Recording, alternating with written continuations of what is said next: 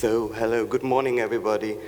As you heard, my name is Tobias. I'm the CEO of Tatoshi. We are a Swiss company, and we are doing software development for wallets. You heard a lot of information in the last days, and I thought I'd probably make my speech a little bit more entertaining. And so I think I'm going to tell you a story about two guys. One is Paul, and the other is Harold. And I'm going to show you how they two can do, well, good business in crypto and create a win-win situation. So Paul is a smart guy because he's investing in crypto. He has a basic understanding about the technology. He knows that the private key is representing his funds. And he's, well, afraid of losing this private key because, well, he's not an IT expert. And he would feel much comfortable if there would be a professional who would take care about his private key and his assets. Harold is running a crypto custody company, and before he joined the crypto space, he was a banker. And he knows that banks are taking care about valuable goods for many hundreds of years, and he thinks, well, tokens are just the modern way of valuable goods, so he thinks crypto custody is the natural evolution of banking. So you might think that it would be a good idea if Paul gives all of his cryptos to Harold and gives him a little fee for managing that. You might think. I wouldn't do. Why I wouldn't do that is the concentration of asset increases the risk. So this is the first statement of my speech that you should remember.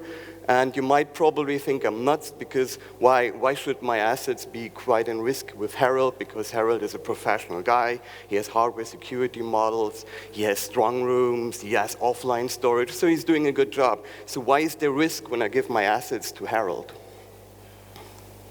This picture might explain it. I'm not sure if you know what this is.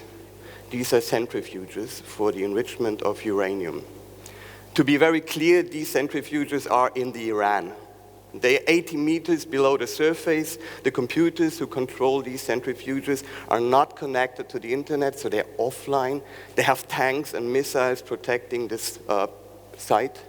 And I would say they have a security which is much better than the security of any crypto custody organization that I've seen so far.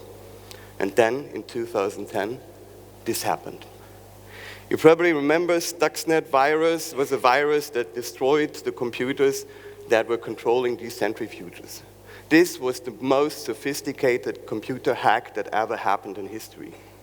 Experts estimated that the attackers had a budget of 50 to 70 million to run this attack. So what does that mean? That means with a budget of 70 million US dollar, you can hack almost, or not almost, you can hack any IT system in the world. Now, what does that mean for crypto? Those of you who are good in math probably got the point. If it takes 70 million to hack any IT system in the world, and out there are honeypots with several billions of assets in there, I would bet that currently, right in this moment, there are some hackers who might think this is a good deal. So, the second sentence that you should take away from this speech is, only if you're not an IT guy. If you're an IT guy, you probably know it already. But if you're a business guy, this is the second sentence to remember. Every IT system can be hacked. At least as long as IT systems are being built and operated by humans. Because it's mainly an insider job. There's someone in your company opening the door. Can you be sure that not right now in your company, the smart full-stack developer that you hired 1.5 years ago is just implementing a backdoor? So the question is, will you be hacked or not? And the main determinant for this question is it worth hacking you or not? And the more assets you have concentrated, the more probable you're going to be hacked. So what does that mean for Paul? Paul starts to rethink his strategy. So probably his private key and his funds would be safer if he would keep them himself. Because, well, he's quite wealthy, but he's probably not that wealthy that, well, it would be worth to run a very sophisticated, expensive hack attack against him. But wait. Keeping your assets on your own is also risky. Probably heard about people losing their private keys, and in 2017 there was a guy who threw away his hard disk with more than 120 million of bitcoins on it. And Chainalysis analyzed that approximately 3.8 million bitcoins are lost forever because the owners lost their private keys. So it looks like, well, Paul can just choose between pest and cholera. So self-custody has its pros and cons. Custody also has its pros and cons, and he would really wish to have an ideal solution where there's no cons. So what would an ideal solution look like? In an ideal solution, you would have no asset concentration, so you would not attract hackers. And you would be relieved from the responsibility to manage your keys on your own. You would be relieved from the risk of losing a private key. I wouldn't be on the stage if there wouldn't be a solution for that. The solution for that is so-called social key recovery. What does that mean? First of all, it's a non-custody solution. You have your private key, it's your private key, and no one except you ever has your private key. So you take care of your funds, there's no centralization of assets. But what you do is you share recovery data of your private key with your friends and family. And in case if you should lose your private key, your friends and family can help you to recover your private key and your funds. So how does that work? Well, I have just limited time, so just make it very, very high level. Technically, you are cutting the private key into 3 parts. So one part remains with the user. This is the part that the user can memorable, so it's a part which you can keep in your brain. The other 2 parts are stored. One is on our server, and the 3rd part is stored with your friends and family. Is that fiction? Is that the future? No, it is not. It's already live. You can see it in our app, and we're in the App Store since April. It's working. Thousands of users are using that. And, well, if you have an iPhone, invited to try it out. Now you probably think, hey, and what about Harold? I mean, I wanted to create a win-win situation for the both of them, and now I have a very good solution for Paul, but where's Harold in the game? So you think he's probably mad on me because I fucked up his business. Oh, no, I messed up his business, sorry for that. No, it's not like that. To be honest, we love Harold. And we love all the other Harolds out there in the world because they're the guys who are paying our bills. And let me show you where the business for Harold is in that.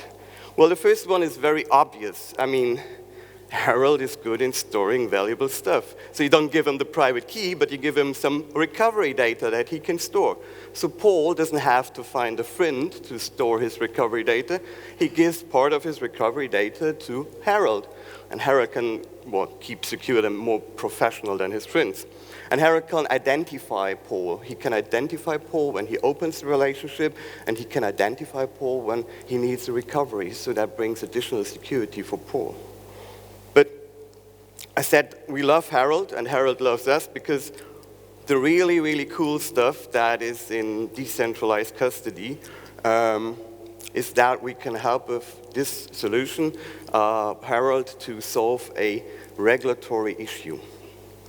In June this year, the Financial Action Task Force released a new regulation on crypto assets, and every country has translated that into national law. So here you see the Swiss guidance on that.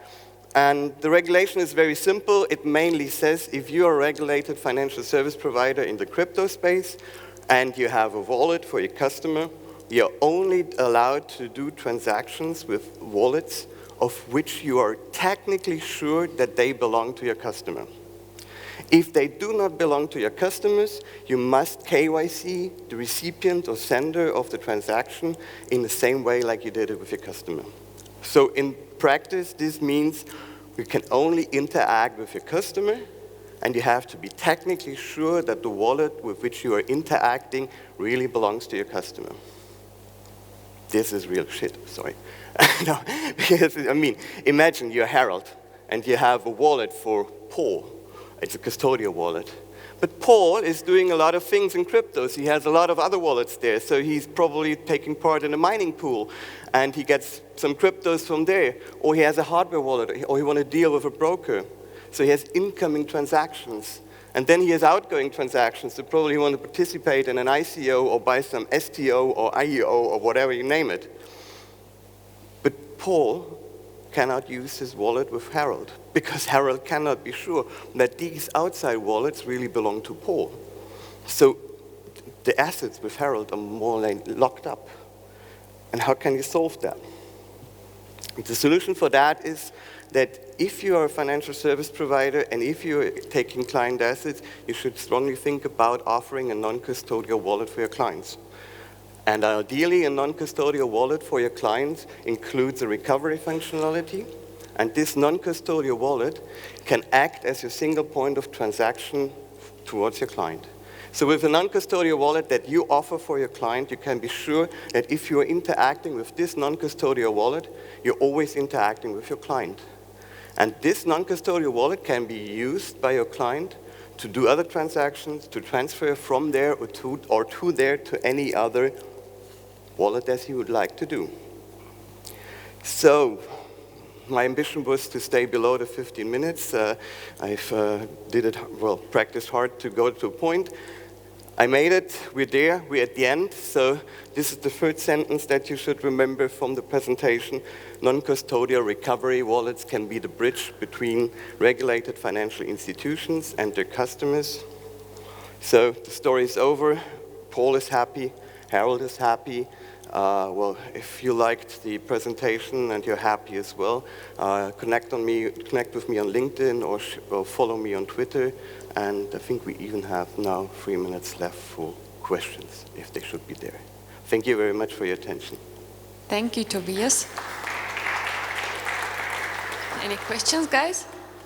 Yes, please. Thanks. Great presentation. So my question is, can Harold, the banker, just decide to not give you his part of the private key so that he locks you basically out of this whole system? Sorry, Can Harold, the banker, decide to not give you his part of the key or his part of the operation or the algorithm and lock you out of your assets if he decides to do so? Well, I mean, if you have lost your private key, then you depend on Harold. But that's why you probably engage Harold and pay him a fee to be available and to give you your recovery data whenever you need them.